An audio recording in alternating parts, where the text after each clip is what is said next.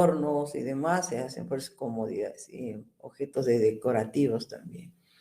Y finalmente ahora hay un boom de aplicaciones en la industria química, ¿no?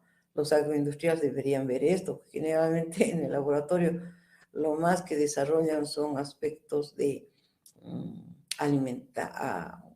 productos alimenticios, ¿no? Pero agroindustria quiere decir que podrían ustedes trabajar con todo lo que hay en la naturaleza, ¿no? Los polímeros, a partir de los polímeros se sacan síntesis o compuestos quirales, como el furfural, la línea de conservas en farmacia, en poliésteres, celulosas, bebis. Es casi infinita las posibilidades de manejo y uso el papel, el celofán y todas esas cosas a partir de derivados o directamente de productos naturales, sin procesos químicos de hidratos de carbono. Hay un mundo enorme. Ya vamos a ver si podemos hacer algunas tareas para que ustedes se vayan dando cuenta de lo mucho que se puede hacer. Bueno, estructuralmente habíamos dicho que en los monosacáridos, que son las unidades monoméricas más pequeñas, hay la serie de las aldosas y la serie de las cetosas, ¿no? E indicarles que generalmente la estructura de Fischer y la de Howard son una forma de representar las moléculas en el plano. Además, normalmente en los seres vivos se encuentran en forma cíclica. Ni siquiera la Howard, no en forma de Howard, no que eso es en el plano, sino es forma cíclica, generalmente adoptan posiciones de silla, ya sea axial o ecuatorial, para permitir que los átomos que conforman las moléculas de estos hidratos de carbono, de las chiquitas hasta las grandes, hasta los polímeros, puedan acomodarse y cumplir la función que van a desempeñar en el organismo. ¿Hasta aquí nada? ¿Alguna pregunta? No, ingeniero. Ya. En la serie de las aldosas, el monosacárido más pequeño es el que está formado por 3 átomos de carbono. Y se llama, tiene un nombre, es gliceraldehído. Que está formado por 3 átomos de carbono. 1, 2, 3. Si observamos esta molécula, vemos que este carbono es un carbono asimétrico. ¿Por qué? Porque están unidos a 4 átomos diferentes. Por ejemplo, aquí está unido al carbono 1 que está, donde se encuentra el grupo funcional, un grupo oxidrilo, un carbono 3 que tiene un grupo oxidrilo unido a él, y este enlace unido a un hidrógeno, ¿no? ¿Cómo se diferencian estos? Entonces es un carbono asimétrico. Al ser asimétrico tiene la posibilidad de formar isómeros, ¿no? Y aquí se ven, como es el único carbono asimétrico, porque este no puede ser, porque este, por ejemplo, sus 4 enlaces, 2 están unidos al oxígeno, uno al hidrógeno y otro al carbono 2, pero hay 2 que están unidos al oxígeno. Lo mismo ocurre aquí, ¿no? Y en este igual. Está unido al carbono 2, está bien, pero 2 están unidos a hidrógenos y otro al grupo oxidrilo. Entonces, ninguno de estos otros carbonos, sobre todo estos, son carbonos asimétricos. Por lo tanto, solo tiene un carbono asimétrico que da lugar a 2 isómeros, ¿no? De la serie D y la serie L, porque el grupo oxidrilo se encuentra a la derecha y en este caso a la izquierda. Aquí, los monosacáridos de 4 átomos de carbono de la serie de las aldosas se llaman aldotetrosas, ¿no? O sea, 1, 2, 3, 4. Ahí tenemos a la D-eritrosa por el carbono más alejado del grupo funcional, el grupo OH está a la derecha, ¿no? Siempre se considera el carbono más asimétrico más alejado del grupo funcional. Si se fijan, aquí hay 2 carbonos asimétricos, este y este, el 2 y el 3. Inge, Entonces, ¿sí? cuando hablamos de simétricos y asimétricos, específicamente, ¿a qué se refiere? Al hecho de que los carbonos asimétricos son aquellos que están unidos a 4 grupos diferentes, como lo que hemos visto aquí. Este es asimétrico porque los 4 enlaces están unidos a 4 átomos diferentes. Este carbono de aquí no puede ser asimétrico. ¿Por qué? Porque 2 de sus enlaces están unidos a hidrógenos, que son lo mismo, ¿no? Un hidrógeno, otro hidrógeno, un OH, y este otro estuviera unido al carbono 2. ¿Sí? ¿Me entiendes? Sí, sí. Eso es. Entonces sería asimétrico en todo caso. Este es asimétrico, y por eso tiene la posibilidad de formar isómeros. En este caso son 2. ¿Por qué este y este son asimétricos? Si enumeramos, mira, 1, 2, 3, 4. Este 2 es asimétrico porque está unido a 4 átomos de carbono, átomos diferentes. Un enlace está unido al carbono 1, donde está el grupo funcional aldehído. El otro enlace está unido a un grupo OH. El otro enlace está unido a un hidrógeno. Y este está unido al carbono 3. Entonces, los 4 enlaces tienen 4 átomos diferentes. Este también es asimétrico. ¿Por qué? Porque en este caso está unido al carbono 2 y al carbono 4, que son diferentes, no es el mismo carbono. Este está unido a un grupo oxidrilo y este está unido al hidrógeno. Entonces tienen 2 carbonos. La formulita 2 a la n nos permite indicar 2 elevado a la 2, porque solamente esta estructura que está formada por 4 átomos de carbono solo tiene 2 carbonos asimétricos, ¿no? 2 por 2, 4. Entonces, hay 4 formas de escribir esta estructura. 4 formas. Y aquí están 1, 2, 3, 4. Por ejemplo, y cada una de ellas tiene un nombre, ¿no? Por ejemplo, aquí en esta molécula, los 2 grupos oxidrilos están a la derecha. Al otro lado están a la izquierda, estos 2 grupos oxidrilos. Entre esta y esta molécula reciben el nombre de enantiómeros. ¿Por qué se llaman enantiómeros? Porque son isómeros ópticos, son una clase de estereoisómeros en realidad, donde la molécula de uno es imagen especular de esta otra molécula. Y no son superponibles, no son superponibles. Es como decir, ustedes véanse sus manos, a ver, extiendan sus manos frente a ustedes, a ver, hagan ese ejercicio. ¿Qué es imagen no especular? Por ejemplo, esta mano, la derecha, si la sobreponen a la izquierda, sus dedos anular, fíjense, uno está a un lado, el otro está al otro lado. Tendría que dar la vuelta a mi mano para que los dos, los dos anular, o ¿qué se llama? Pulgares estén al mismo lado, ¿no es cierto? Eso mismo ocurre aquí. Si esta molécula la pusiera encima de esta otra, estos OHs no estarían encima de los OH de esta otra molécula. Eso quiere decir que, que no son imágenes, no son superponibles, perdón, y se llaman enantiómeros. En cambio, todo este grupo, bueno, y esto es otro isómero. Aquí, por ejemplo, se diferencian, vamos a tomar como referencia este, porque un OH está a la izquierda, el otro OH se ha mantenido. En esta otra, al revés, este se ha mantenido y el OH de este lado se ha pasado aquí. Entonces, los 4 son diferentes, a pesar de que las 4 moléculas están formadas por los mismos átomos, por los mismos átomos y el mismo número de átomos. Por ejemplo, todos tienen 4 carbonos, 1, 2, 3, 4, 1, 2, 3, 4. Grupos oxígenos tienen 1, 2, 3, 4. 1, 2, 3, 4 y así. Tienen los mismos átomos y el mismo número, pero su disposición es diferente, ¿no? Entonces ya sabemos que son enantiómeros. Y diestereoisómeros, ¿qué serían? En este caso también son estereoisómeros. Los diestereoisómeros son otra variedad de estereoisómeros, ¿no? Que son superponibles,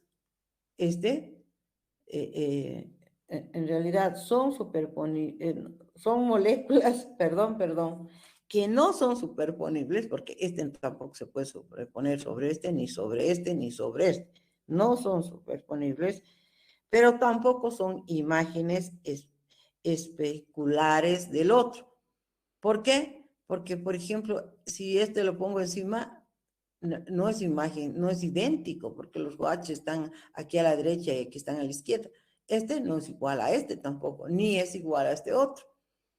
Quizás, si ustedes observan con estos dos, que son diestereoisómeros, podrían llamarse isómeros, ay, ¿qué se llama ese?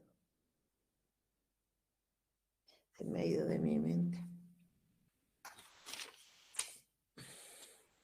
Me voy a acordar ahorita el nombre. Si ustedes se fijan estas dos moléculas, lo único que varía es la posición de un solo carbono, digamos, ¿no? Miraremos a esta. El OH está a un lado. En estas dos, estas no pueden ser. Estas dos. Si miramos estas dos, ahí se llaman epímeros, recién se me venía a mi mente. ¿Por qué son epímeros estas dos? Porque estas dos moléculas solo varían en la posición del carbono 3. En el carbono 3 aquí está el OH y en este está el H. Lo demás está idéntico. Miren, es igualito.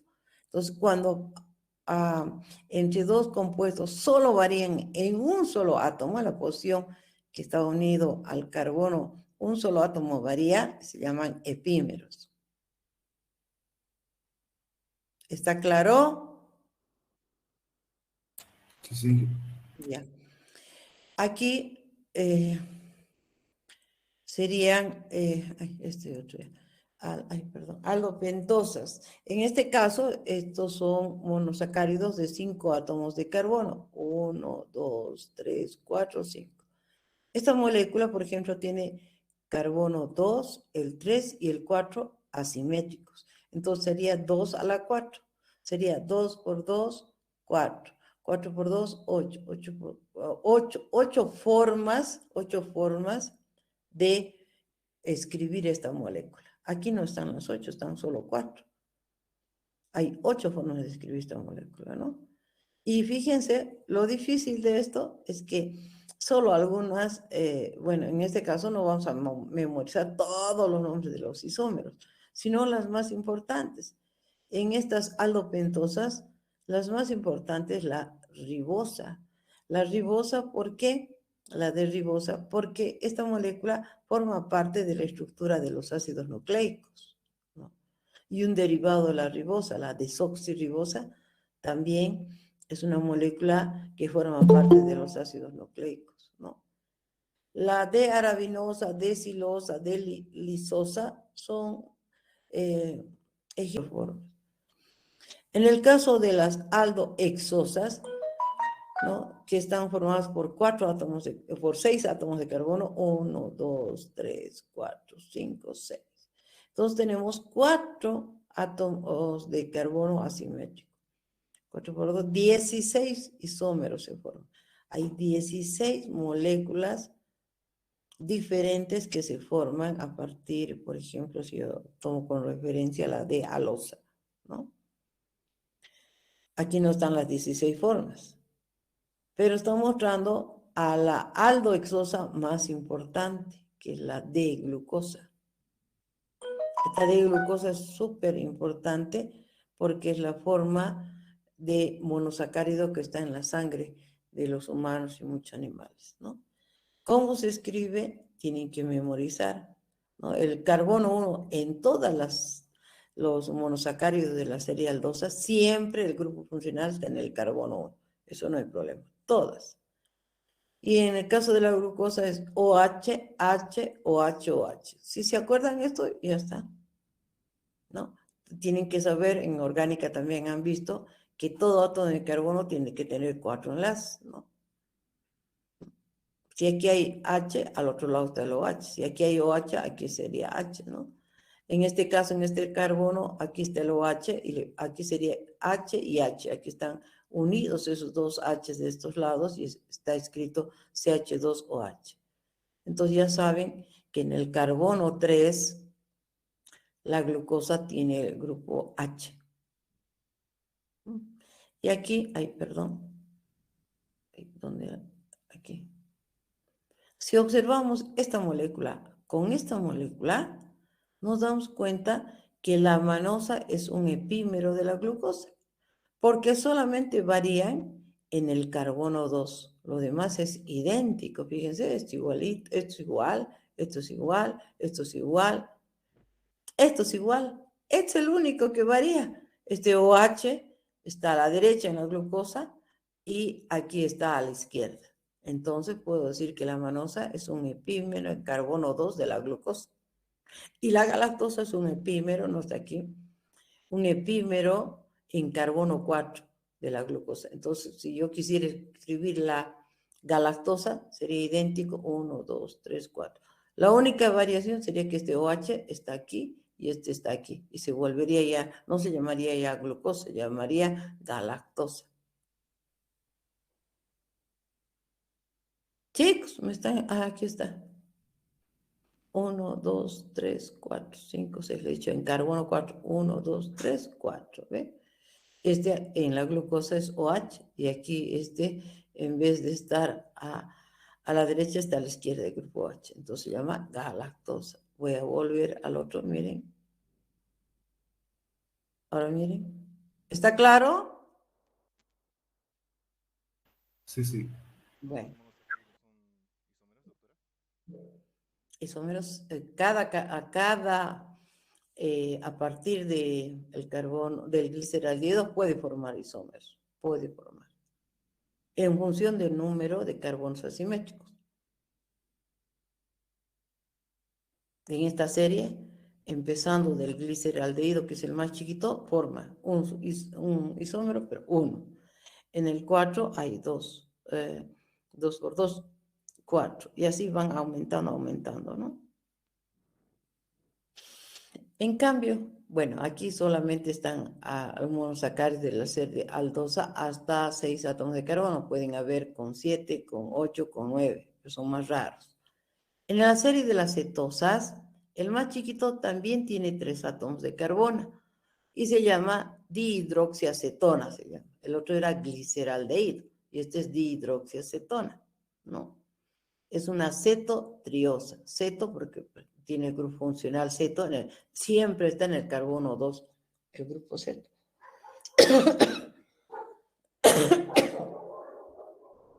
Y es triosa porque tiene 3 átomos de carbono, 1, 2, 3. Fíjense en esta molécula, no hay ni un carbono asimétrico. Ni este es asimétrico, porque 2 de sus enlaces están unidos a hidrógeno, igualito este. Y 2 de sus enlaces están unidos al oxígeno, porque forma parte del grupo funcional.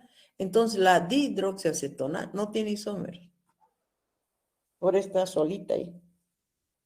Pero ya de las cetotetrosas, que tienen 4 átomos de carbono, aparece un carbono asimétrico. Entonces, le da la posibilidad de tener 2 isómeros, ¿no? Este y este. El grupo funcional a la derecha y aquí a la izquierda. Tenemos la D-eritrosa, L-eritrosa. El D5.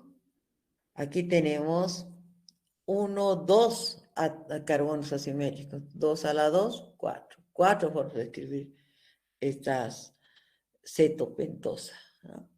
Aquí la más importante es la D-ribulosa, ¿no? Estos de celulosa, muchos se utilizan en elaboración de chicles también. Aquí, por ejemplo, la sorbosa, la tagatosa, últimamente, en general, inclusive la fructosa, son más difíciles de absorberse y además no son dependientes de la insulina, una hormona que interviene que facilita el ingreso, por ejemplo, de la glucosa dentro de las células, ¿no? En este caso, la fructosa no necesita de la insulina. Por eso, pero tardan más en ser asimiladas, sobre todo la sorbosa, tagatosa y los alcoholes de azúcar, los derivados alcohólicos de los monosacáridos, se utilizan en la elaboración de pastillas o chicles sin azúcar, o bueno, bajos en azúcar. A ver, se van a fijar los componentes de los chicles que son, digamos, bajos en calorías. Aquí el que tienen que memorizar es la fructosa, ¿no? Es una cetosa, entonces el carbono 2 le ponen nomás el grupo ceto, los de los extremos siempre es lo mismo, CH2OH, y aquí sería H o HOH. Es fácil de memorizar. Hay, por ejemplo, la fructosa con esta cicosa solo varían en el carbono 3, entonces este puede ser un epímero de la fructosa. Así se fija. Bueno, todo esto son estructuras presentadas en forma Fischer, ¿no? Rectas en el plano, no existen así las moléculas en realidad. Ahora vamos a aprender a cómo cerrar la estructura cíclica. En general, los monosacáridos tienen esa estructura cíclica. Aquí se ve mejor. Aquí tenemos la estructura de la glucosa, ¿no? El grupo aldehído está aquí arriba, carbono 1, 2, 3, 4, 5, 6. Y la glucosa era OH, H, OH, OH, ¿no es cierto? ¿Sí o no, chicos? Bueno, ahí está su nombre, pero que si hubiera tapado el nombre, saben que es la estructura de la glucosa. ¿Cómo se cierran las moléculas? A ver, quiero que atiendan. ¿Por qué? Porque quiero que ustedes hagan solitos. No es necesario que memoricen después, sino que entiendan, porque es fácil. Siempre interviene en la unión el grupo funcional con el carbono más alejado de su grupo funcional. Carbono asimétrico más alejado del grupo funcional. El carbono asimétrico más alejado del grupo funcional es el carbono 5. ¿Sí o no? Sí, ingeniera. Ay, menos mal, por lo menos unito. Entonces, la unión se va a establecer entre el carbono 1 y el carbono 5. ¿Qué ocurre? Este oxígeno del grupo funcional del carbono 1 es el que va a servir de unión. Y es lo que ven ustedes aquí, ¿no? Va a permitir la unión entre el carbono 1 y el carbono 5. Este grupo oxidrilo va a ser desplazado porque este oxígeno va a unirse a este carbono 2. Este oxidrilo desplazado va a ir a ocupar el enlace que ha quedado libre, que es este de aquí. Este OH es este OH rojito aquí, que ha ocupado el enlace libre que ha quedado. Y el oxígeno es el que va a unir el carbono 1 con el carbono 5, ¿no? Este carbono rojito se llama carbono anomérico. Si el carbono anomérico tiene unido el grupo oxidrilo a la derecha, pertenece a la designación alfa. Alfa D, porque seguimos manteniendo lo que hemos dicho, que el OH del carbono asimétrico más alejado, donde se encuentra aquí, está a la derecha, entonces es D. Entonces sería alfa D. Y la serie de los aldehídos, generalmente cuando se cierran, toman la forma de un pirano. Por eso se dice glucopiranosa. Aquí al contrario, fíjense, el grupo oxidrilo del carbono anomérico, que es el carbono que tenía el grupo funcional, este rojito, el OH está a la izquierda, por lo tanto es beta. D, porque el OH sigue al mismo lugar, a la derecha del carbono asimétrico más alejado de este. Por eso es beta D glucopiranosa. ¿Está claro? Sí, ingeniera, está claro. Muy bien. ¿Nadie tiene dudas?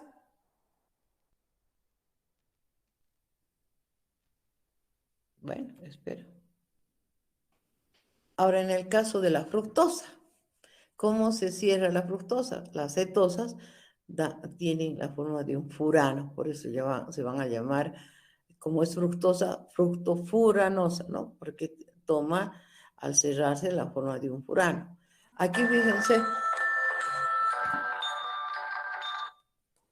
Hola, estoy dando clases, te llamo más tardecito. Hola, por favor, Teresita, te llamaré más tarde, estoy dando clases. Es miércoles. ¿Ya? Más tardecito llámame, por favor. Chao. Bueno, entonces, acuérdense cómo era la estructura de la glucosa. El grupo funcional en el carbono 2 es el carbono 1. Carbono 1, carbono 2, carbono 3, carbono 4, carbono 5, carbono 6. El 1 y el 6 son igualitos. CH2OH, CH2OH. En el carbono 2 está el grupo ceto, ¿no? Así es siempre.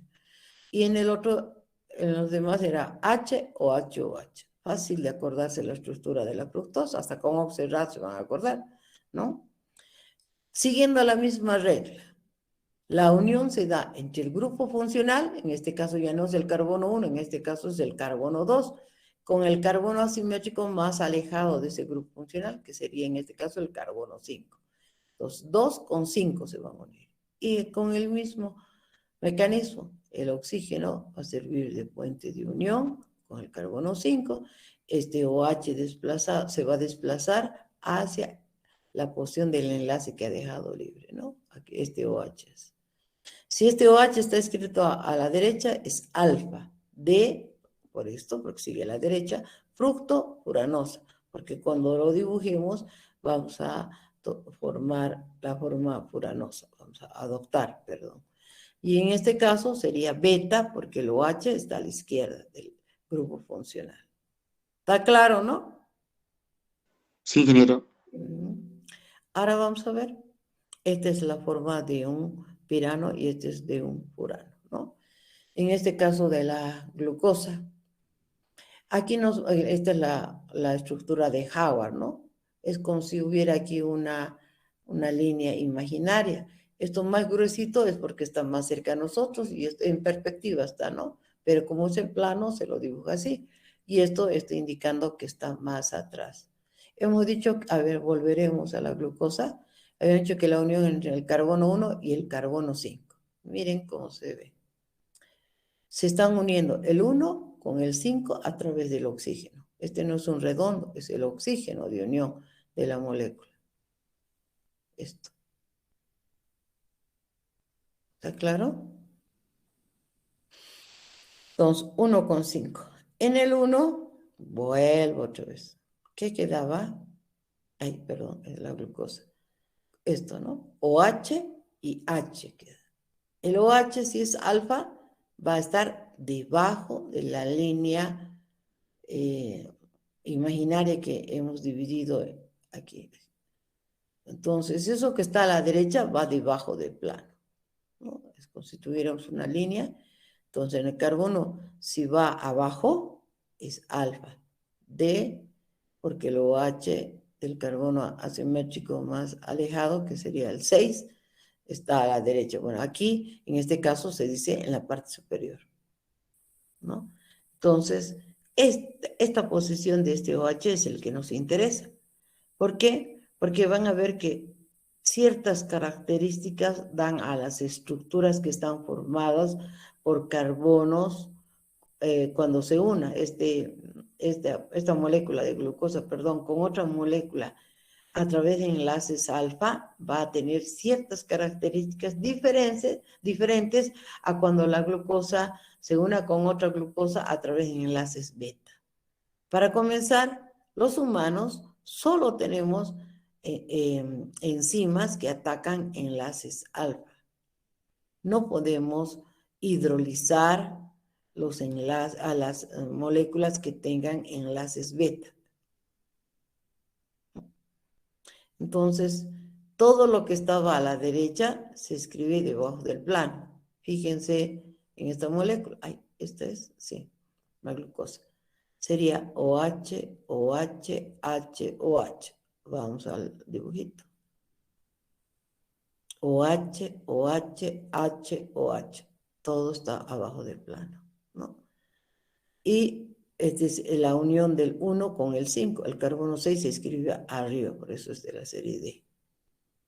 En cambio, en el beta-glucopiranosa, aquí está la línea imaginaria, el grupo, el oxidrilo del carbono anomérico, este de aquí, el 1, no se olvide, se llama carbono anomérico.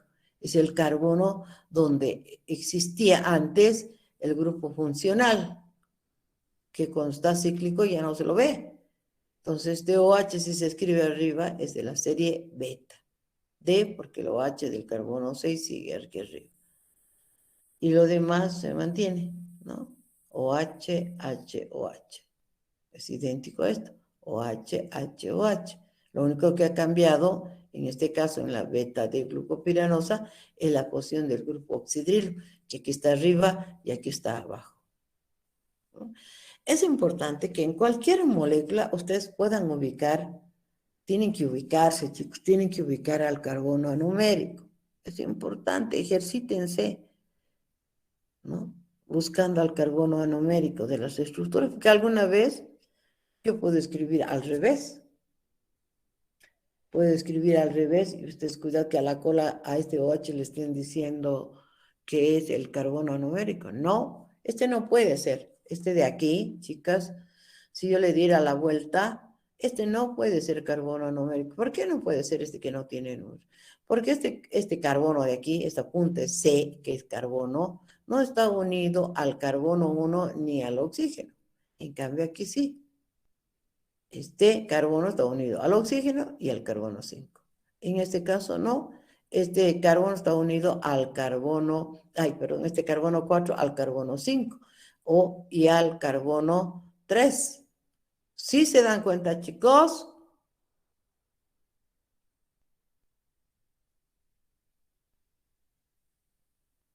Ya se han perdido mis alumnos.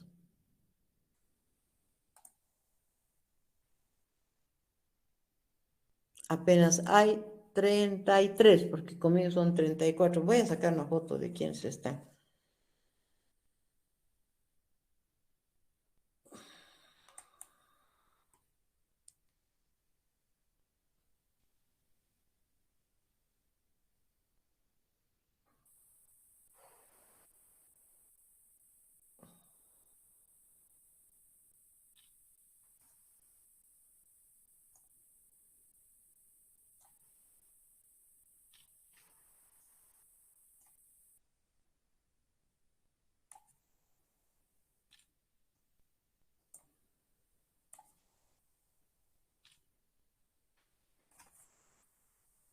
¿Has entendido, Boris?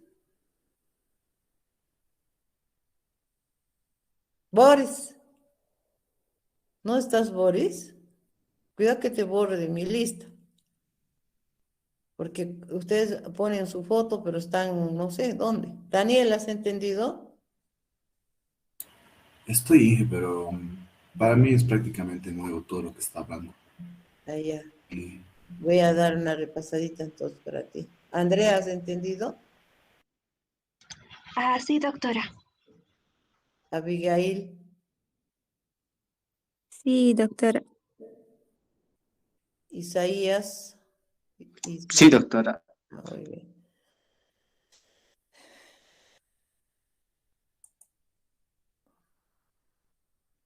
En cualquier molécula, ustedes cuando están en su forma cíclica tienen que aprender a identificar al carbono anomérico. ¿Cómo? Cumpliendo lo que hemos hablado cuando estábamos cerrando, que la unión en la serie aldeída siempre ocurre entre el grupo funcional y el carbono más alejado de esa molécula. En este caso es el carbono 5. 1, 2, 3, 4, 5. Entonces 1 y 5 se unen. ¿Y cómo se unía? A través de este oxígeno, ¿no? Y quedaba un espacio, y este OH que ha sido desplazado se va a unir. Y es esto lo que queda. Esto es lo que vamos a traducir a esto. Entonces, lo que yo tengo que escribir sería el carbono 1 con el carbono 5. ¿no? Solo que aquí está, digamos, con el oxígeno hacia abajo. En cambio, en este dibujito está aquí el oxígeno. Entonces, fíjense, aquí está el carbono 1 y aquí está el carbono 5, se está cumpliendo. Todo lo que está a la derecha se escribe debajo del plano, ¿no? En este caso, el carbono 1 es el carbono anomérico. Y si yo lo escribo el OH abajo, es de la serie alfa. Si este OH lo escribo arriba, era de la serie beta. Lo demás, me fijo en la molécula y digo, este OH ya he visto que va a ser el carbono anomérico. En este caso queda OH, HOH. Voy a ver si se cumple. OH, HOH, ¿no? Y no puedo confundirme, por ejemplo, en esta molécula que no hay números. No puedo decirle a este lado que es el carbono anomérico. ¿Por qué? Porque este carbono no está escrito C, pero es un C, ¿no? Cada vértice es un carbono. Aquí este sería, si es el 1, 2, 3, este sería el 4. No puedo decirle 1 a este, porque era el enlace para que se cierre es 1, oxígeno y 5. Aquí, ¿dónde está el oxígeno unido a este? No está unido a ningún lado, con eso ya lo descarto. Entonces me tengo que ir a la otra esquina. En esta esquina sí puedo decirle 1 porque está ahí el oxígeno, está unido. Y aquí está el carbono 5. Espero que entiendan. Y luego, bueno, aquí está más bonito, porque en este caso se ve, ¿no? Aquí, por ejemplo, estamos viendo que el OH está a la izquierda. Entonces, traduciendo aquí, el OH, si está a la izquierda, está arriba, ¿no? Y sería de la Z, sería beta este. Lo demás me paso aquí, ¿no? Todo lo que está a este lado lo escribo abajo del plano. OH, H, OH. Aquí está todo lo que queda. OH, OH, H, H, OH, OH, H, H. ¿No? Pero del carbono numérico, ese puede estar a la derecha, o puede estar arriba o abajo. Eso va a definir si es alfa o beta. En este caso es beta, porque el OH lo he escrito aquí arriba. En el otro ejemplo que les mostré, perdón, en este estaba aquí abajo. Y en el beta está aquí arriba. Espero que hayáis entendido.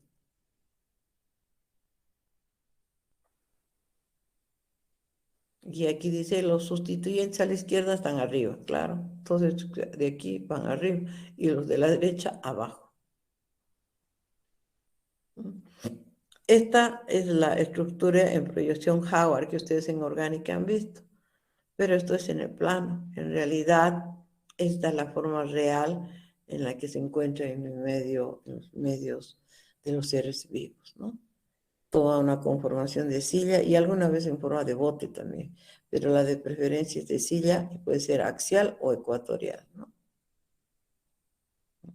Y aquí dice, casi todas las D piranosas tienen conformación 4-1 y casi todas las L piranosas tienen conformación 1-4. Es la posición nada más. Esta es la forma en la que pueden ustedes representar a la molécula de glucosa. Eso han visto en orgánica, no voy a retener mucho. Otra cosa de los monosacáridos es que, bueno, aquí hay algunitos nada más, porque forman varios derivados de monosacáridos. En este caso, porque es importante los aminoderivados.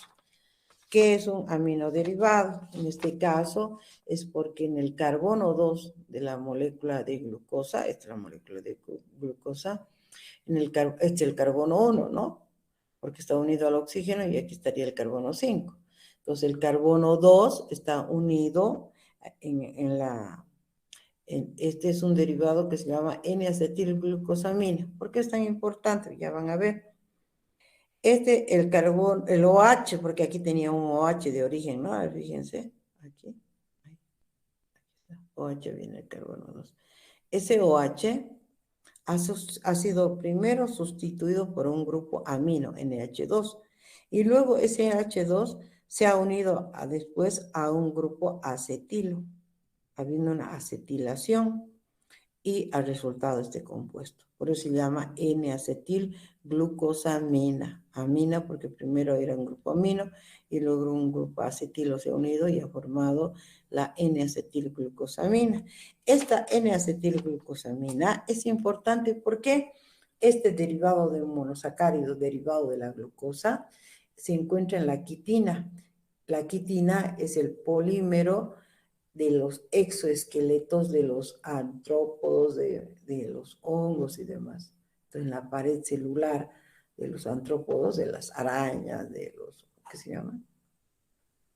Chulups, diré, todas esas familias de insectos en la que tienen quitina en su caparazón, están formadas por N-acetilglucosamina o está presente.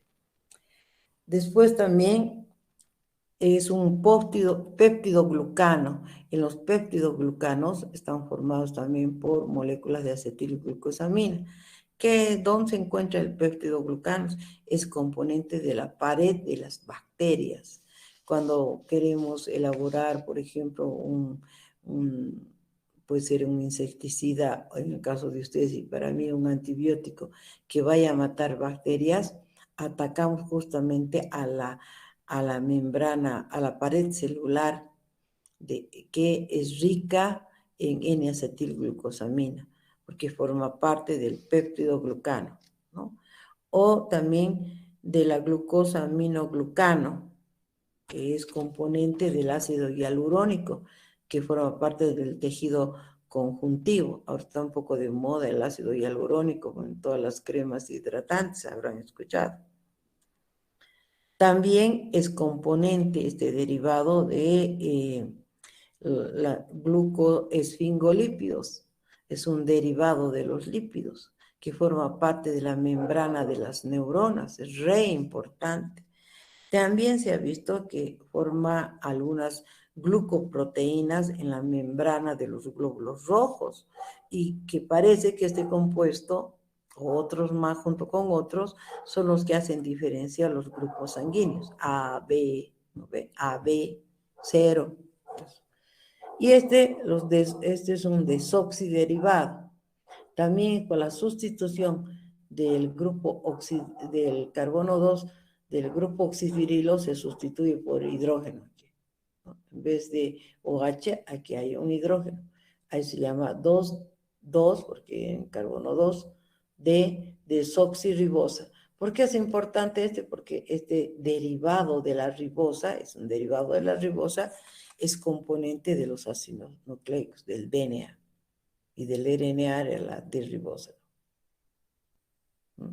Otros desoxiderivados que hay, que solamente por la alteración del carbono 2, por ejemplo, la L-ramnosa, esta es la L-ramnosa, esta estructura, ¿no? Es la 6-desoxi-L-manosa. Entonces, el OH del carbono 6 está reemplazado por H. Esta es la L-fucosa, es la 6-desoxi-L-galactosa. Esta es la molécula de la galactosa, que en el carbono 6 el OH ha sido sustituido por hidrógeno. Este otro también es importante. ¿Por qué es importante el ácido glucurónico, que es también derivado de la glucosa, porque en el carbono 6 ha sido sustituido por este grupo carboxilo y pertenece a la serie de los ácidos urónicos, el glucurónico, porque este compuesto arrastra a elementos no deseados en el hígado para su eliminación.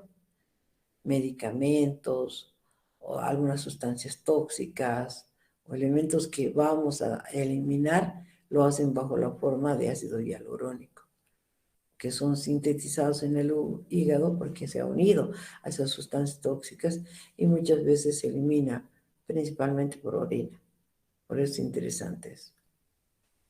Ahora bien, le hemos dado un pantallazo resumido. Seguramente ustedes han visto en orgánica más intenso, no sé.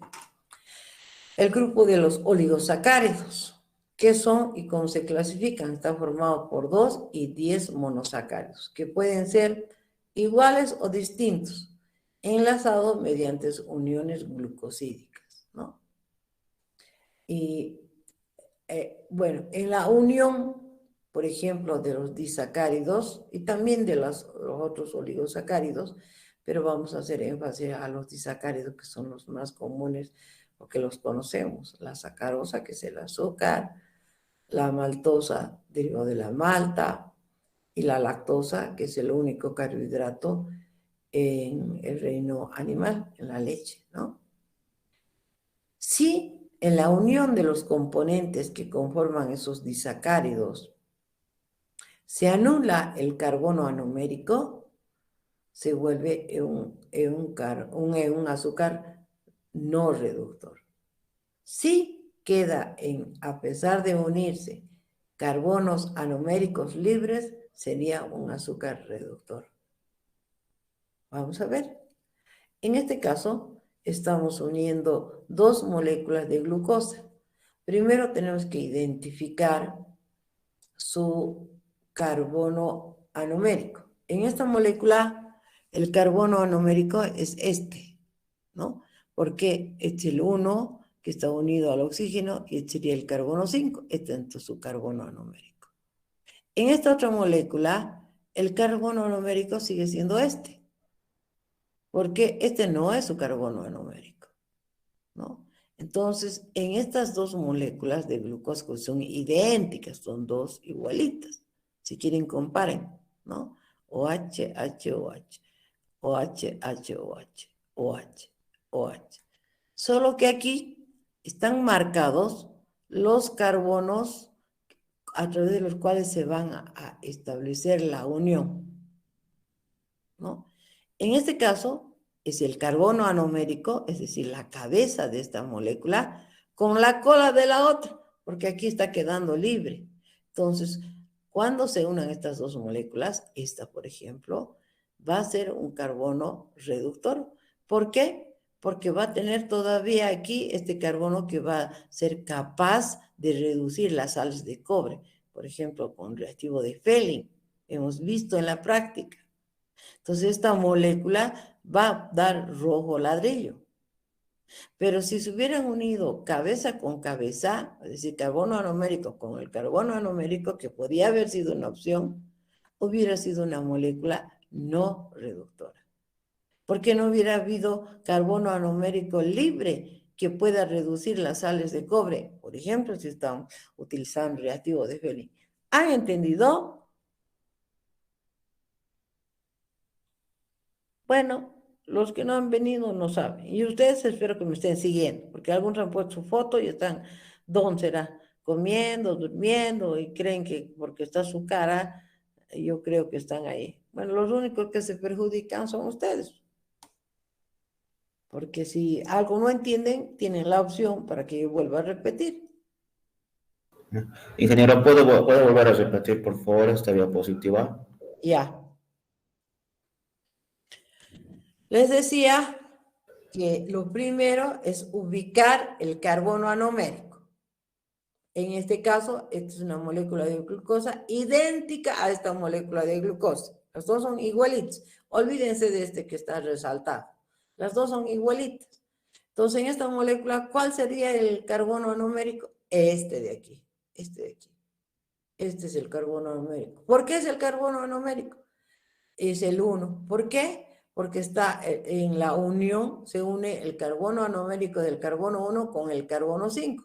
Vamos a ver si es cierto. 1, 2, 3, 4 y 5. ¿A través de qué? De este oxígeno. Entonces, aquí, este es. En esta otra molécula, este es el carbono anomérico. Igual. Un ratito, perdón.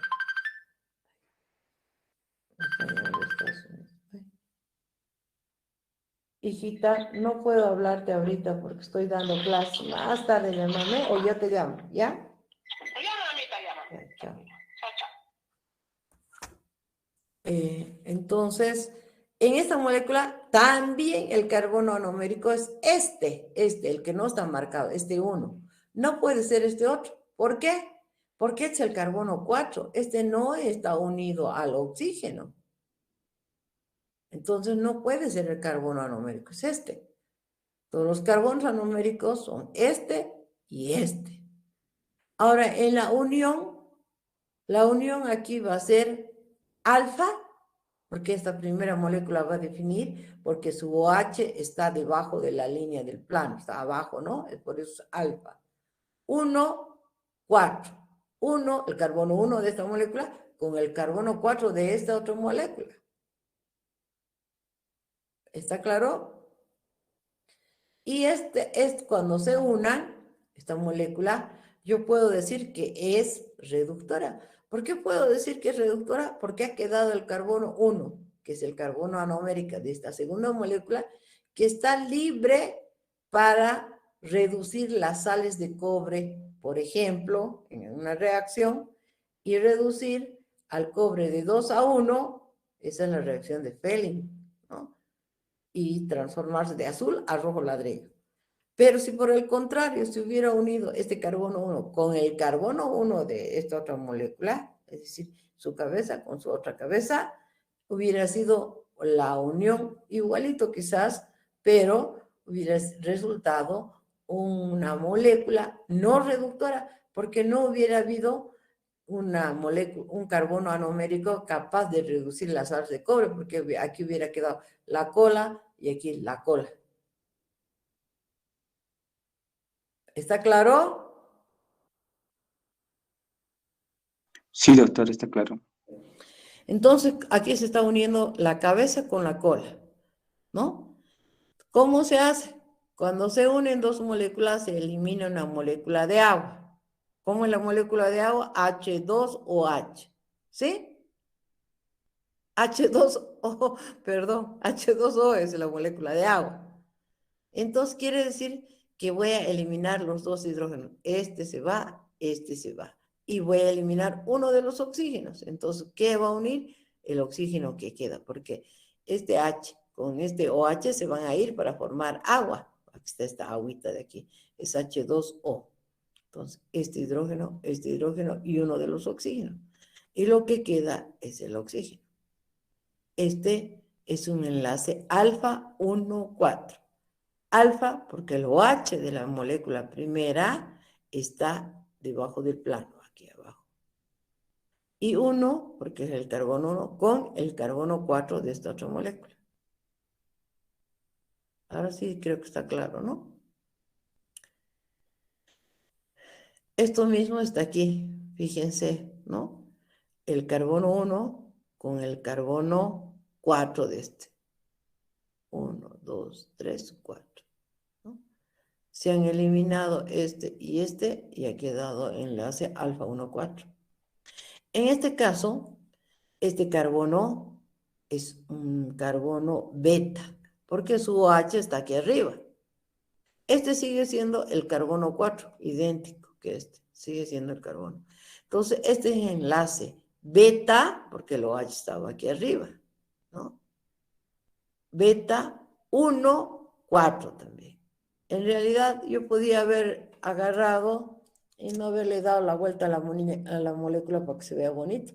Podía haber mantenido y hubiera hecho un trazo curvo nomás, un trazo de aquí, ay no se ve, de este oxígeno de aquí arriba al oxígeno de aquí abajo, al enlace a esto, porque se va a perder esto y el hidrógeno. Entonces, yo le hubiera hecho una línea, poner este oxígeno aquí y bajarlo y unirlo. Transversal, si mantenía ese esquema. ¿Qué han hecho? Por comodidad, porque lo lógico es que esto desaparezca, ¿no? Y este hidrógeno también va a desaparecer porque se va a volver el agua. Y lo escribía aquí y lo unía a esta puntita. Así hubiera sido. Aquí, para que se vea igual que ¿qué ha hecho? Le ha dado la vuelta a esta muñeca, a esta molécula. Sigue siendo, miren, 1, 2, 3, 4. Sigue teniendo la posición 4. Pero se ve así bonito porque le ha dado la vuelta al dibujar. Aunque esté patas arriba o bien colocada la molécula, ustedes tienen que saber identificar a los carbonos anoméricos. Es lo importante. Porque si le hubiera dado esto, de repente se hubieran desubicado. Pero sigue siendo el carbono 4 este. Este es beta 1,4. ¿Está claro? Sí, doctor, está claro. ¿no? Aquí está. Y aquí está lo que les había dicho, mire. Este disacárido es reductor, pues tiene un OH hemiacetálico de uno de los monosacáridos libres, que es el carbono numérico. Entonces, porque es su cabeza. Esta era su cabeza también. Estos rojitos son las cabezas. Y aquí, fíjense, está de amarillo la colita. Entonces era 1, 4. Y ha quedado libre, porque aquí debería haber pintado amarillito también para hacer que son iguales, ¿no? Y aquí está el 1, el que define, su OH estaba aquí, ¿no? Con el OH del carbono 4. Pero ha quedado el carbono anomérico que tiene el OH hemiacetálico, que así se llama, libre, que es el que puede reducir las sales de cobre. Por eso dice disacárido reductor. Y este es no reductor, fíjense justamente. A este, para que se vea más clarito, le han dado la vuelta a la molécula también. Pero este es el carbono 1, el carbono 2, el carbono 3, el 4 y el 5. Y este es el 6, solo que está patas arriba. Es no reductor, como les decía, porque en la unión ha intervenido los dos carbonos anoméricos, ¿no? Es decir, sus grupos oxidrilos hemiacetálicos han participado de la unión. Por lo tanto, no hay posibilidad de reducir las sales de cobre, por ejemplo, en la práctica de nutrición. Quedaría azulito nomás esto. Ahí está, miren, aquí está entre paréntesis carbono anomérico, lo que le estaba dando el nombre. Y estos OHs que van a intervenir en el enlace se llaman OHs hemiacetálicos. Claro, ¿no? Esta diapositiva Sí, está claro, doctor. se los voy a poner porque he aumentado algunas diapositivas para que estén así de clarito. En el otro no tiene estas diapositivas, todos están de esta forma nada más.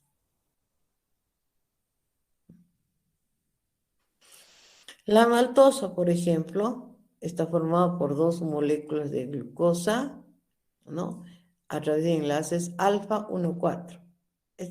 El tubo digestivo puede hidrolizar rápidamente y es reductor porque hay un carbono anomérico libre, ¿no?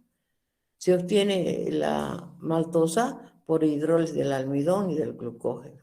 Aparece en la germinación de la cebada, que se emplea en la fabricación de la cerveza. Tostada se emplea como un sucedáneo del café, ¿no? Bueno, de Malta. Entonces aquí está bien, ay, perdón, bien clarito. Carbono numérico y carbono 4 de esta molécula. Aquí también deberían haber pintado amarillito, pero como no interviene en la unión, pues no lo han pintado. Este también debería ser de color amarillo, es su colita de este. En este, ¿qué pasó? Esta es una isomaltosa. ¿Por qué iso? Porque está ramificada, está en un plano y está en otro, ¿no? Está formada también por dos moléculas de glucosa unidas por un enlace alfa 1,6. Entonces está uniendo el carbono anomérico de esta molécula, que su grupo oxidrilo está en posición alfa, aquí abajo, con el carbono 6, perdón, de esta molécula. Miren, este sería 1, 2, 3, 4, 5, 6. En el 6 era CH-OH, ¿no ve? Entonces aquí también había un OH y aquí había otro OH.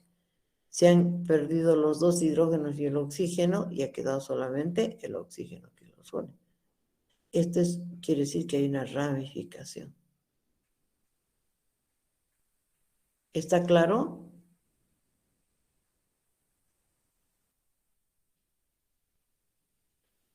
En caso de la celobiosa, esta es la formita que quería mostrarles hace rato.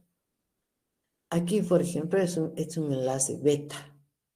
¿Por qué? Porque su grupo oxidrilo estaba aquí arriba y está uniéndose con el carbono 4 y el OH estaba aquí abajito siempre, ¿no? Esta es tal cual habíamos visto y esta es tal cual. Solo está variando en esta molécula de glucosa en su OH, la posición de su enlace. y queda como entrecruzado. Por ejemplo, este es un derivado de la celulosa, por eso se llama celobiosa, se obtiene por hidrólisis de la celulosa, pero los humanos no podemos hidrolizar, no tenemos las enzimas.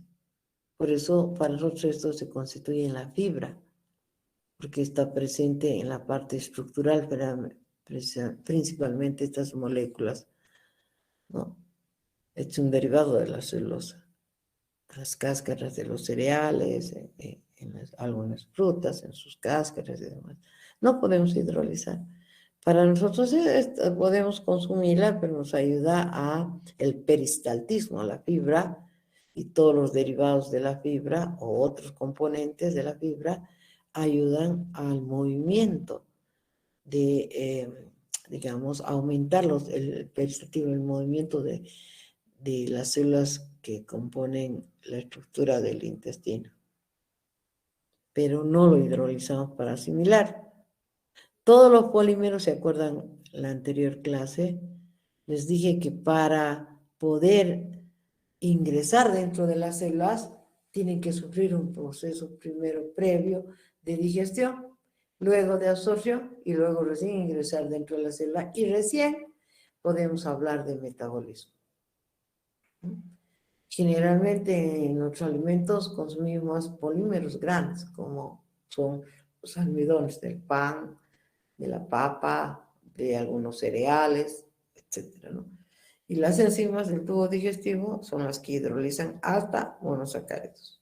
Y los otros tipos de monosacáridos se transforman generalmente en glucosa, que es la forma en la que circula nuestra sangre.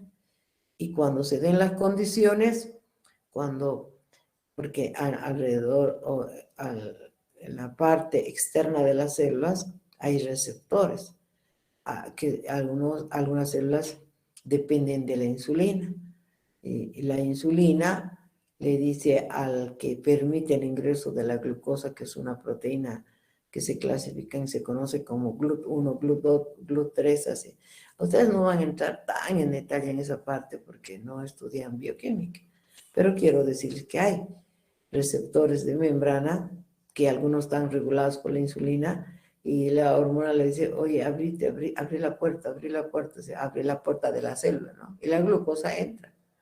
No, que está dentro, lo primero que hace es fosforilarse. Y la glucosa forma glucosa 6-fosfato. En el carbono 6 se une un grupo fosfato. De esa manera es más difícil que salga. ¿Alguna pregunta? Entonces, es como cruzadito este enlace, ¿no? Bonito, pero no podemos hidrolizar. Los humanos. Los rumiantes, que comen casi todos sus alimentos en forma de fibra, ¿no? Y otros animales también mamíferos, en realidad, en el caso de los rumiantes, ustedes saben que tienen 4 estómagos, ¿no?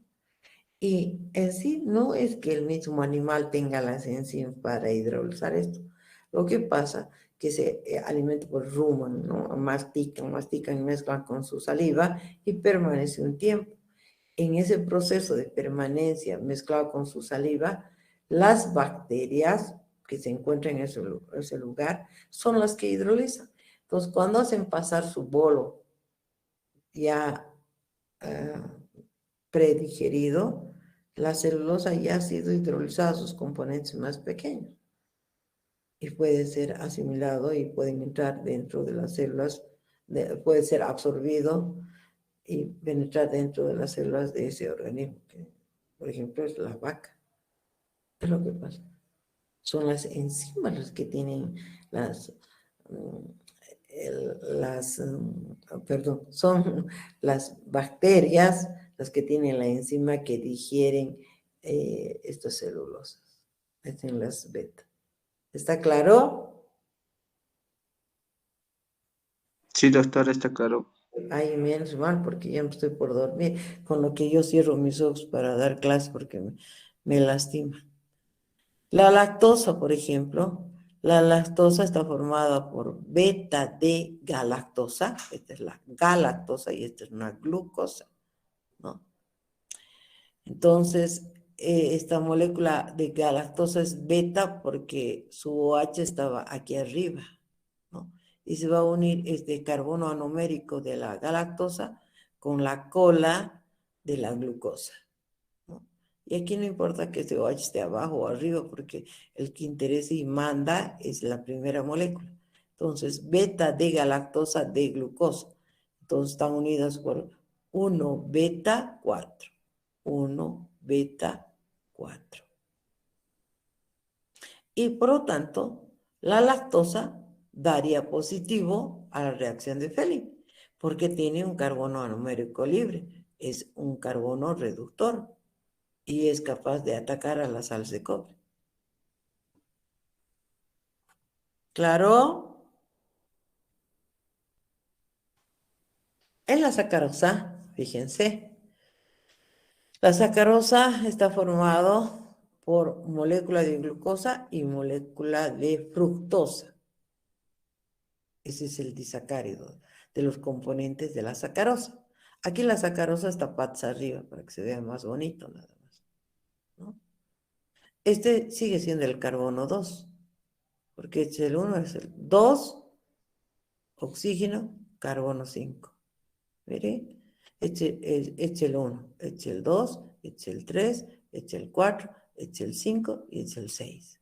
Solo que está patas arriba, por eso el oxígeno está aquí. Normalmente aquí debería estar. Y el enlace debería verse así. No sé por qué, para que se vea más bonito, ¿no? Nada más.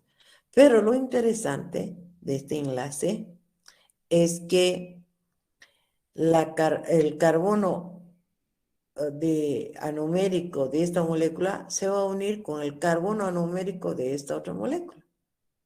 Eso es lo grave. Por lo tanto, la sacarosa no es reductor. Quiere decir que cuando hagamos la prueba en el laboratorio, esta molécula va a dar negativo. No hay un carbono anomérico libre que reduzca las sales de cobre. Entonces, aunque calentemos, le agreguemos el Fehling, no va a cambiar de color, se va a seguir azulito. O ligeramente se va a volver verde, pero no va a dar el rojo ladrillo. Eso quiere decir, ¿no? Entonces, este es un enlace 1 alfa, porque el OH estaba aquí, con el carbono 2 beta, porque su OH está aquí abajo. Ay, perdón, estaba aquí arriba su OH, solo que a este le han dado la vuelta a la molécula, eso me está haciendo equivocar. El OH, para que sea beta, debería estar aquí arriba, ¿no? Pero como le han dado la vuelta, pareciera que estuviera aquí abajo. Es el azúcar. Es no reductor. ¿Está claro? Chicos. Y mis alumnos dormidos me matan. Y yo que debería tener... Sí, eso está claro. Ay, muy bien, muy bien. Bueno, hay otras uniones, por ejemplo, azúcares no reductores, ¿no? En este caso, pues la sacarosa, así en realidad son, ¿no? Las moléculas, bueno, nosotros hemos visto en Howard para que sea más claro, pero igualito aquí está el carbono 1, el oxígeno y el carbono 5, ¿no? Entonces, este es su carbono anomérico. Y en este caso, aquí se ve que es el carbono 2 de la... en este caso, ¿qué se llama? Fructosa, ¿no? Entonces, glucosa con fructosa es 1 alfa 2 beta, ¿no? Pero la posición no se nota bien. Es no reductor. La familia de oligosacáridos, pero de la familia derivados de la celulosa, como celobiosa. Y aquí, por ejemplo, están mostrando si hay 3 moléculas unidas a través de enlaces beta, sería la celotriosa. Si hay 4, celotetrosa. Si hay 5, celopentaosa, ¿no? Si son 6, celohexaosa, ¿no? Y así, sucesivamente, hasta después pasar a polisacáridos directamente, ¿no? Esta es la familia de la maltosa, ¿no? Entonces, si son 3, maltotriosa. Si son 4, maltotetrosa. Si son 5, maltopentosa, ¿no? Y si son 6, maltohexoosa. Ahora, otros oligosacáridos. La función que cumplen los oligosacáridos, perdón, generalmente es que actúan como receptores de membrana o señaladores de membrana. Los oligosacáridos en una membrana celular, es una fotito de una membrana celular. Estos amarillitos se llaman fosfolípidos, ¿no? Esta parte fosfo, que es la que está en contacto con el agua, es una bicapa, por ejemplo, esto. ¿Por qué? Porque la parte no soluble en agua está escondida, su colita de los ácidos grasos está amarillito. Y la parte soluble, que es la parte ácida del fosfolípido, está de color azul. En medio, lo que da rigidez a la membrana son moléculas, pueden ser de proteínas o de colesterol. En este caso, aquí hay una proteína, ¿no? Y aquí, esta es una fracción proteica, esto de aquí arriba, que está unido a un oligosacárido. Actúan como señales de reconocimiento en la superficie. Las proteínas sintetizadas en las células adquieren señales que marcan su destino celular. Puede ser de secreción, compartimentos, todo eso, ¿no? Entonces, esta parte que actúa como la señal son oligosacáridos. Las proteínas y lípidos presentes en las hojillas externas de la membrana plasmática adquieren etiquetas, así le están llamando, mediante las cuales la célula reconoce una gran cantidad de estímulos. Puede reconocer factores de crecimiento, lectinas, anticuerpos, virus, etcétera, ¿no? Y es de naturaleza de carbohidratos, principalmente oligosacáridos. ¿No? Aquí dice oligosacáridos, es una foto más bonita, ¿no? Esta es la proteína, esta es la membrana lipídica, ¿no? Entonces, puede reconocer, puede ayudar, dependiendo de qué tipo de oligosacárido, al reconocimiento de virus, de bacterias, de toxinas, de linfocitos, ¿no? Eso es lo que está mostrando. Ahora vamos a estudiar los polisacáridos. Los polisacáridos son compuestos grandes, por eso polimerización extremadamente alta, están unidos por muchas moléculas. Pero lo más importante de estos polímeros que derivan de los hidratos de carbono es que no, esto es lo mismo, no son portadores de información. Son polímeros que no son portadores, eso en su cabeza, por favor. ¿Qué quiere decir portador? En realidad, por ejemplo, los polímeros de ácidos nucleicos o de proteínas, los ácidos nucleicos están formados por nucleótidos. Y la unión de muchos nucleótidos pues sean polímeros, ¿no? Porque muchos ácidos nucleicos van a dar lugar a la estructura de los ácidos nucleicos. Y las proteínas están formadas también por muchos aminoácidos. Para que se llame proteína tiene que haber más de 50 aminoácidos unidos, chicos. Si no hay 50 aminoácidos o menos, no se llaman proteínas, se llaman polipéptidos. Estos polímeros grandes, entonces, como los ácidos nucleicos y las proteínas, son portadores de información.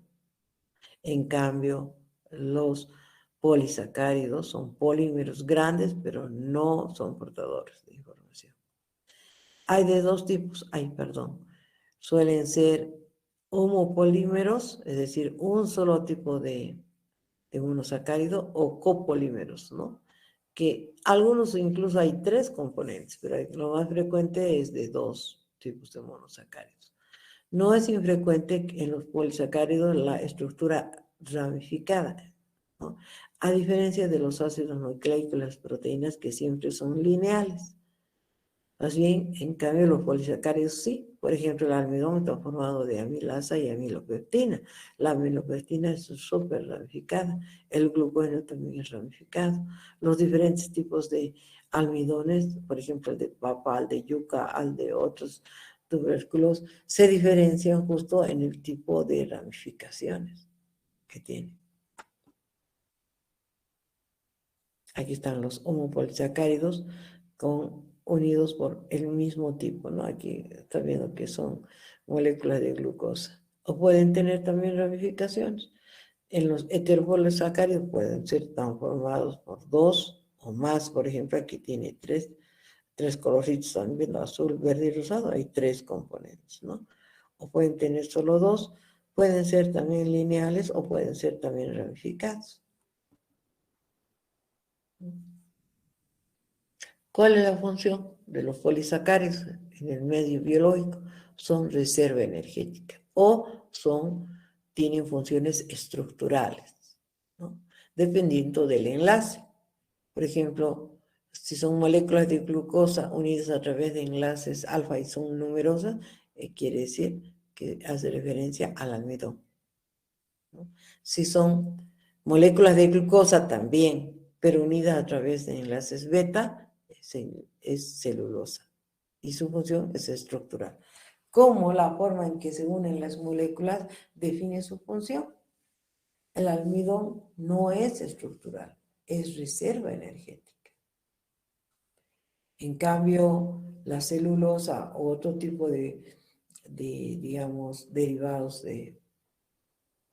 que tengan enlaces beta son elementos que cumplen funciones estructurales.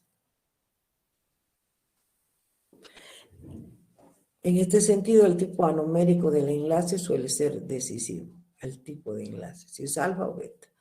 Mientras que los polisacáridos con azúcar son unidos por alfa, suelen ser reserva energética, y los formados por enlaces tipo beta suelen cumplir funciones estructurales. Había estado dicho.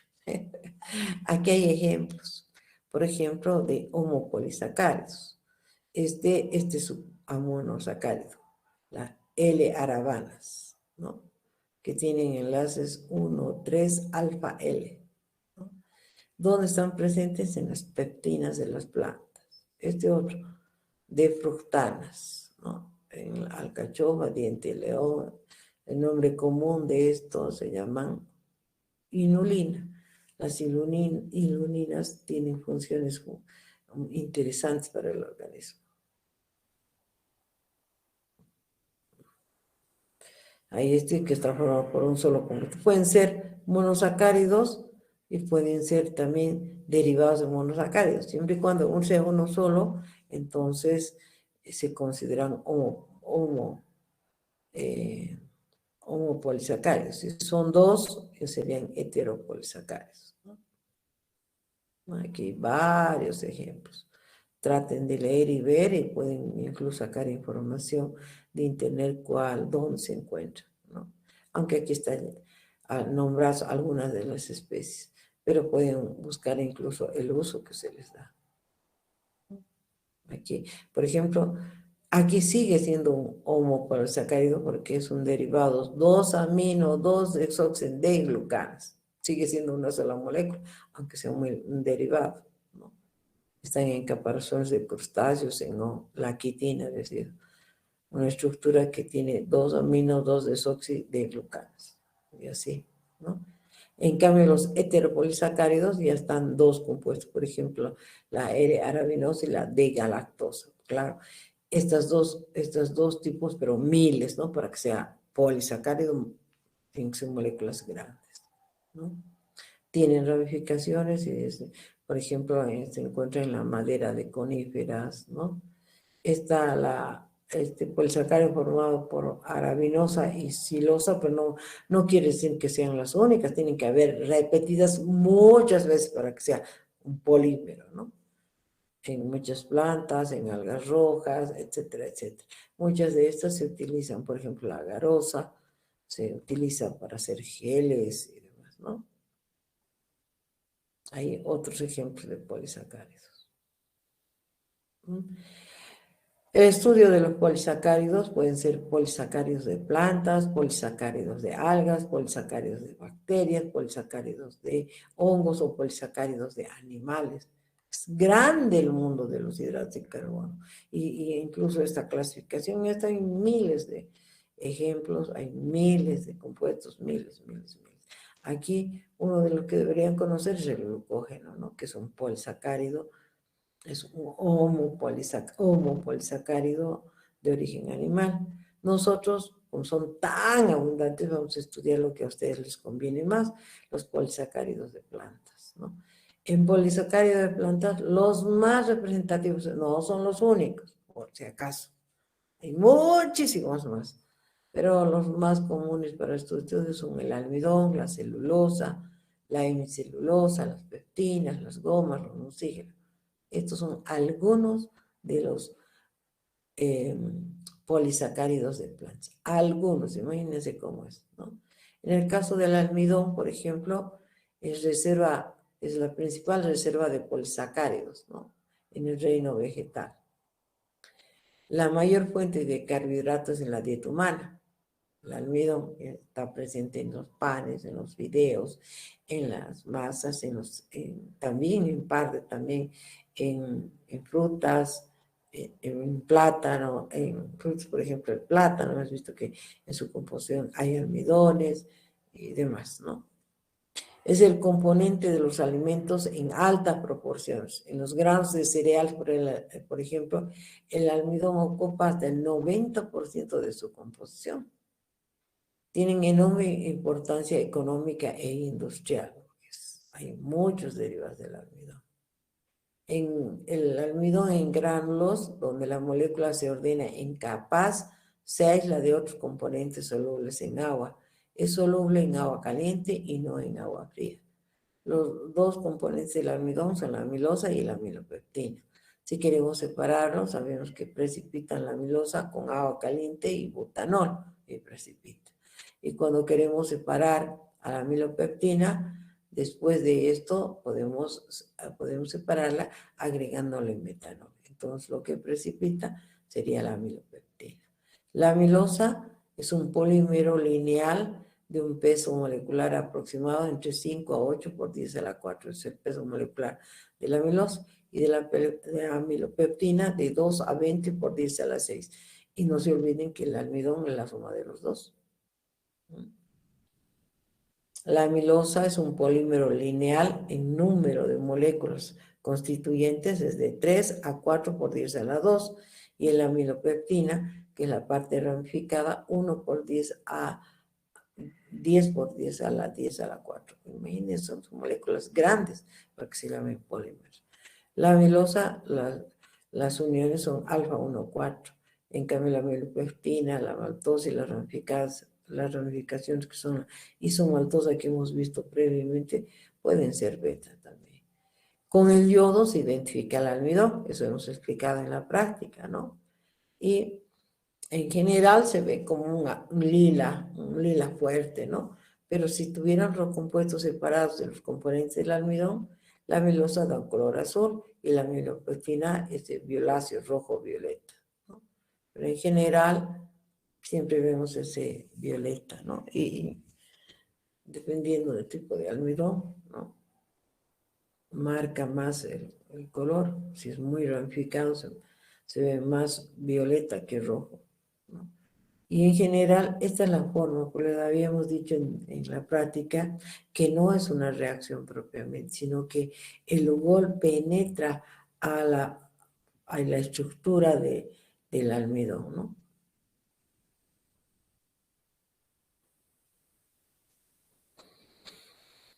Por hidrólisis, el almidón podemos obtener fácilmente a la glucosa, ¿no?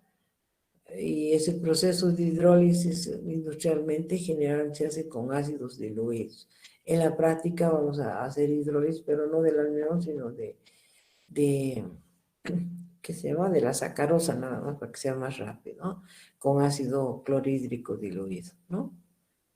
Pero las hidrólisis no son difíciles, obtener glucosa a partir de hidrólisis, muchas veces en caliente con ácidos diluidos, ¿no? Aquí tenemos la estructura de la amilopectina que hemos dicho que es ramificada. Si cada uno de estos representa una molécula de agua, fíjense, enlaces 1, 4 y 1, 6, ¿no? En las ramificaciones. Aquí hay ejemplitos para que vean la estructura de la amilopectina, es decir, hay ramificaciones, no solamente es lineal. Aquí se representa más, digamos, una estructura de la amilopectina, que son muchas ramificaciones, ¿no? Este serían 1,6, y aquí serían 1,4, 1,4, 1,4. Y cada cosita de estas es una molécula de glucosa, ¿no? Esta es otra representación de algún otro tipo de almidón, ¿no? Pueden tomar este tipo de ramificación, ser muy ramificado, poco ramificado o lineal, ¿no? En el caso que sea amilopectina, siempre ramificado, pero quiero decir muy pocas ramificaciones o muchas, ¿no? En general, en nuestro estómago, para liberarnos de las moléculas, para obtener moléculas de glucosa y poder pasar la membrana celular, tiene que sufrir una hidrólisis enzimática, ¿no? Ahora, ¿de dónde se obtiene almidón a partir en procesos industriales? Generalmente se lo obtiene de maíz. Este es el proceso básico para la obtención de almidón del maíz. Se macera con agua con dióxido de azufre. Bueno, se tritura en la solución de dióxido de azufre. La suspensión es lo que se recoge. Se separan las fibras, después las proteínas, el gluten. Y finalmente el almidón por centrifugación y decantación sucesivas. Esto es el proceso básico de la obtención del almidón a partir del maíz, ¿no? Y otras fuentes de almidón que son usadas frecuentemente fuera del maíz es la papa, la cebada, el trigo o el arroz, ¿no? Pero principalmente la maicena es de maíz, ¿no? Maicena. También se pueden obtener fuentes de fabricación del almidón a partir de cebada, ¿no? Pero tiene otro proceso. Generalmente lo que se hace es la cebada germinada o la malta, que por hidrólisis enzimática da glucosa también, y maltosa se utiliza cuando está como malta para la fabricación de cerveza. Luego se hacen procesos de fermentación, ¿no? Para obtener el alcohol. ¿Cuáles son los usos del almidón? Se puede usar en la industria de alimentos, que es lo más frecuente, las dextrinas para espesar, en la gelificación, también como espesante, como acabo de decir, o en productos pregelatinizados, ¿no? Esto es en la industria de alimentos. En la industria de farmacéutica también se usan los almidones como adhesivo o como aglomerante, ¿no? En la elaboración de comprimidos, cápsulas y demás. Y en la industria del papel y textil como adhesivo o como apresto para la elaboración de papeles, textiles y demás, ¿no? Y el almidón también químicamente se transforma para darle un uso como materia prima. Tenemos almidones oxidados, almidones entrecruzados, éteres y ésteres de almidón, almidones catiónicos, copolímeros del almidón o también simplemente fuente de monosacáridos. Imagínense la cantidad de cosas que se puede hacer, ¿no? Si ustedes se fijan, ahí están las fuentes. Ustedes pueden hacer un clic y leer un poco más en qué consiste cada uno de esos. Ahora, otro polisacárido de planta será la celulosa, ¿no? Este es quizás el más importante. La celulosa es el compuesto orgánico más abundante de la naturaleza. Es el principal componente de la pared celular de las células vegetales. Es el esqueleto y sostén de los tallos, ramas, troncos, ¿no? Junto con otros componentes también, no solamente celulosa, ¿no? La fotosíntesis se produce entre 10 a la 11 y 10 a la 12 toneladas de celulosa de plantas, ¿no? Principalmente es principal fuente potencial como combustible.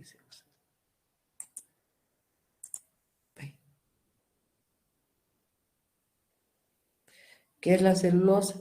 Forma fibras que suelen estar cementadas con otros compuestos amorfos. Por eso les decía, en las plantas generalmente está unido a hemicelulosa, a peptinas, ligninas, ¿no? Y otros componentes más. Pero en realidad la celulosa, su estructura química de la celulosa es un homopolisacárido, ¿no? Que esté unido a otros compuestos es otra cosa, pero la celulosa como tal son moléculas de glucosa unidas a través de enlaces beta. Beta 1,4, eso es. Moléculas de glucosa, simplemente glucosa. Ahora, esta estructura en las ramas, en los tallos, en los troncos, está unido a otro tipo de polisacáridos de plantas, ¿no? Son polímeros también de peso molecular elevado, ¿no? Esta es la molécula de glucosa. Aquí solamente es el tipo de enlaces beta, ¿no?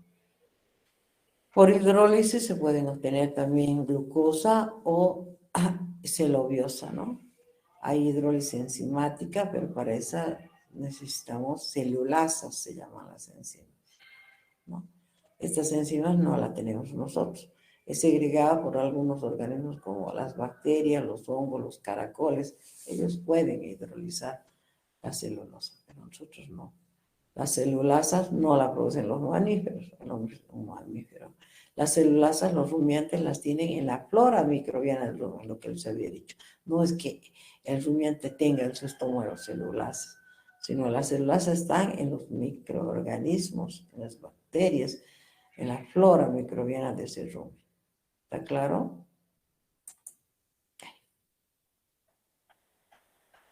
¿De dónde se puede obtener celulosa? A partir de la madera, de la paja, de bagajos de caña, del algodón, ¿no? Este proceso, ustedes van a leer, es el proceso básico para la obtención de celulosa a partir de fuentes, como por ejemplo en este caso la madera, ¿no? ¿En qué se utiliza la celulosa? Se utiliza principalmente en fabricación de papel y de fibras textiles. Como deriva, aquí está como celulosa, pero aquí como derivados, es decir, a través de sustancias químicas pueden obtenerse las telas viscosas o rayón, los acetatos, las nitrocelulosas, metilcelulosas, carboximetilcelulosas, ¿no? Y también podemos hidrolizar y obtener glucosa, ¿no? Otros compuestos es dietilaminoetilcelulosas, ¿no? O celulosas oxidadas. Todos estos derivados, muchísimos, la industria los utiliza en diferentes compuestos, productos, ¿no? Aquí está la hidrólisis de la celulosa, ¿no? Hay también hidrólisis enzimática, ¿no? Generalmente ahora están obteniendo a partir de celulosa etanol. Ya en todas las gasolineras están vendiendo el etanol como carburante, ¿no? ¿Sí o no, chicos? En general, ¿será que podríamos descansar unos 5 o 6 minutitos, por favor? ¿Saben qué voy a hacer, chicos? Más bien, yo lo voy a terminar para que ustedes estén libres.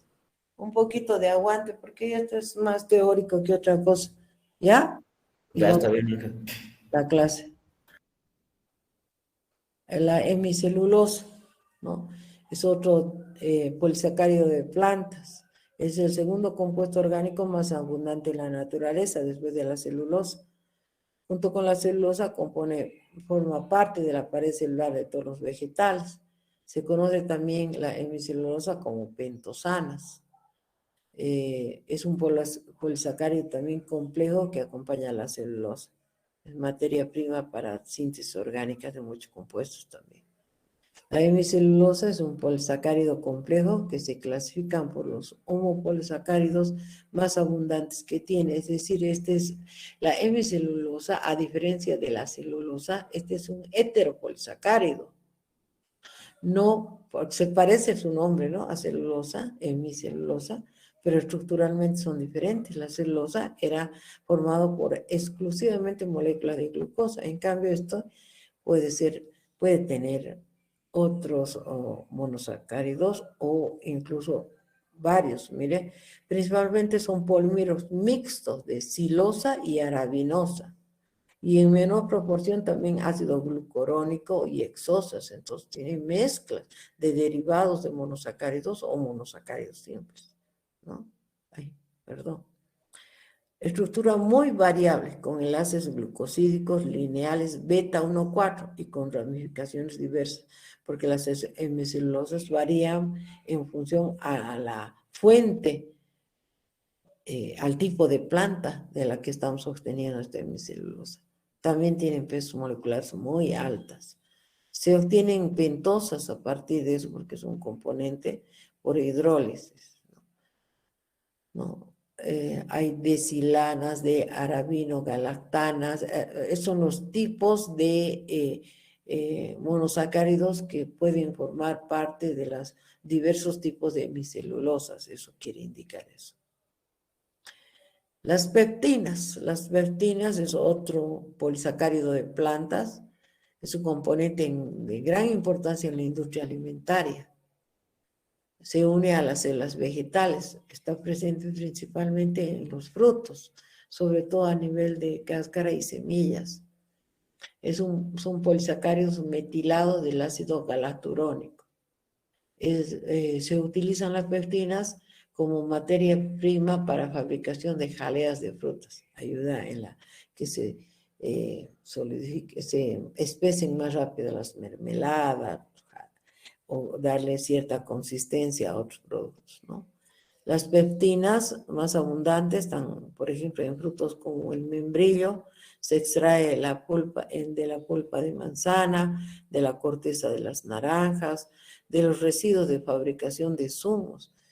Ustedes podrían obtener pectinas de alguna fábrica que haga zumos de frutas, por ejemplo, ¿no? Lastimosamente, nuestra industria es incipiente. No hay. Y han fracasado. Dilma, por ejemplo, quería sacar de sus desechos de frutas pectina, pero le resultaba más caro que el que compraba de la Argentina, del Perú. Perú y la Argentina nos dejan lejos en tecnología, lastimosamente. Entonces, estas pectinas son polisacáridos del ácido galacturónico parcial o totalmente metilados por enlaces glucósidos alfa 1,4, con derivados de la glucosa. Aquí hay otros. ¿En qué se usan las pectinas? En la fabricación de zumos de naranja, de manzana, entonces, ¿no? Se pueden extraer como de residuos de estas fábricas, lo que hace rato decía. O también de frutas, ¿no? Los procesos, las disoluciones viscosas de pectina forman geles, eso ya es su uso, a pH ácido en presencia de sacarosa, para formar retículos de puentes de hidrógeno que retienen agua. Por eso se usa mucho en la fabricación de jaleas o mermeladas. Las jaleas se fabrican hirviendo la pulpa de fruta con pectina, ácido cítrico y sacarosa, son las jaleas. Al dejar enfriar, gelifica. La jalea de membrillo se obtiene con la pectina propia del fruto, porque el fruto ya hay, entonces no es necesario añadir. Pero si estamos haciendo jaleas de otras frutas que tienen poca pectina, se añade, ¿no? Las gomas, que es lo último, chicos, porque sé que están cansados. En el caso de las gomas, son secreciones de árboles, ¿no? Son masas vítreas de color ámbar generalmente, soluciones acuosas de gran poder adhesivo. Por eso ustedes saben que en muchos años, cuando todavía habían esclavos en el norte de Bolivia, había una explotación grande de goma, ¿no?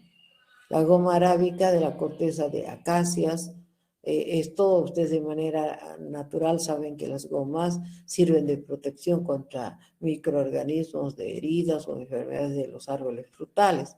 Algunos hasta el durazno secreta un poco de goma, pero son cantidades pequeñas. En cambio, estos árboles se extraen grandes cantidades que se les puede dar usos industriales, como pegamentos o estabilizantes de emulsiones también. Incluso en los jugos y demás se ponen ciertas cantidades de gomas, mucílagos también. Los mucílagos están presentes en semillas de lino, mostaza, algarrobo, que se utilizan en la industria de alimentos también. Polisacáridos que absorben agua en gran cantidad y se hinchan dando soluciones muy viscosas, ¿no? sin llegar a disolverse.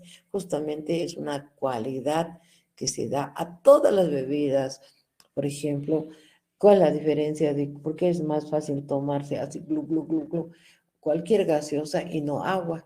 Que el agua no tiene estos mucílagos presentes. En cambio, en las gaseosas y demás, para que sea más fácil tomar y pase más rápido por la garganta, le ponen ciertas cantidades de mucílagos. Generalmente, ¿cuál es, de dónde se obtiene, de qué árbol? Del olmo, de los olmos, ¿no? Del olmo americano, Ulmus fulva, es de donde se obtiene mayor cantidad de mucílagos. El más importante en España es el garrofín, dice. También se utiliza como apresto en la industria textil, en la industria papelera, en la farmacia, en alimentos, tiene muchos, ¿no? Aquí está, la mayor parte de la cosecha de algarroba se emplea para extraer de ella el garrofín, utilizado el resto de la fruta como pienso. Aquí, por ejemplo, tantos, sobre todo en esta época, no en esta época, en Cochabamba, en Sucre, en Tarija, hay hartos algarrobos. ¿Qué industria está sacando? Algunos, no diré de forma artesanal y ya están vendiendo y algunos incluso exportando harina de algarrobo, incluso como harina nomás ya tiene demanda, pero ya su industrialización nadie lo hace. Ahí están los ingenieros agroindustriales, una fuente que podrían obtener algunos. Capa que cubre los cotiledones y que se separa con sulfuro diluido a través de tamices, no debe ser tan difícil. La demanda exterior de garrofín hace que las empresas españolas importen semillas a la India. La India es un país enorme, la demanda, y la India lo utiliza en múltiples usos. Por eso les digo, chicos, industria no tenemos, en vano hablamos. Y con eso hemos terminado. ¿Alguna pregunta? De aquí, por ejemplo, de esta última parte, pueden salir muchos temas de tesis, temas de investigación y demás. Materia prima, en polisacares de plantas, NNN. Incluso la obtención del etanol como biocombustible debería ser la Facultad de Agronomía. Pero hacen ¿quiénes? Los químicos. Ellos están ganando. ¿Alguna pregunta, chicos?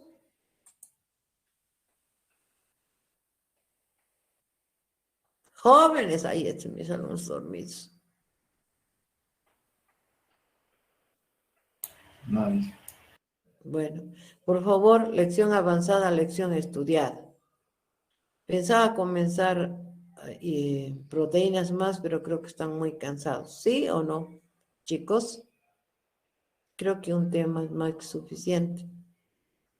O puedo avanzar uno más después de unos 5 minutos de descanso. Jóvenes.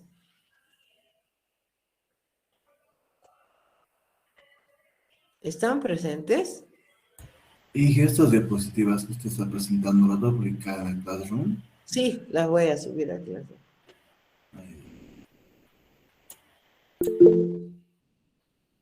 Bueno, parece que nadie dice nada. Ahí vamos a quedar. ¿Está bien? Buenas noches, jóvenes. Buenas Buenas noches. noches, ingeniera. Buenas noches, Inge. ¿No tienen preguntas en uno? No, Yo tengo Inge, mañana nomás ya. una Inge, Reina, ¿cuál es tu pregunta? buenas noches, Inge, va a disculpar la molestia. El día lunes es clase práctica de laboratorio, ¿verdad? En la Sí, anterior clase dijo que la clase sería por Meet o sí, por virtual. Se pasó la clase, Inge, porque solo tengo el Classroom y no no pasa. subió nada de códigos, nada. Pero no es Y necesario, chicas, están abiertos, así como ha subido hoy a la clase, así estaban abiertos las clases de prácticas, tanto del grupo A2 como de la A3, o vos podías haber subido, buscar tu grupo A1 o A2, porque estaban abiertos, no necesitan códigos, chicos, justamente estoy dando las clases, los Meet, a través de Classroom, porque es más fácil, para que no estén mandando códigos, están abiertos, están colgados.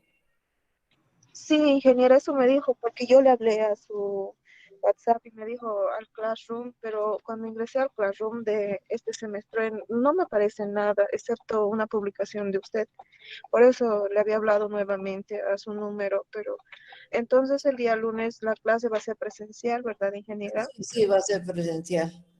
Cuando Está sí bien. va a ser presencial el lunes, pero pues, si alguna vez necesitamos hacer una clase virtual, entran al Classroom a práctica A1 o A2 al grupo, al A2 y A3 que son los míos, y no hay ningún problema. Yo no sé por qué has tenido dificultad.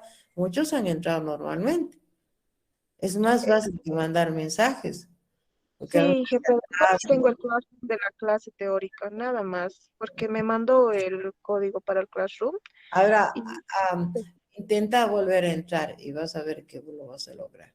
Si tienes está que bien, entrar, ese día vamos a tratar de solucionar en la próxima semana. ¿Está bien? ingeniera, muchas gracias, buenas Qué noches. bueno, chao chicos. Bueno, buenas noches a todos.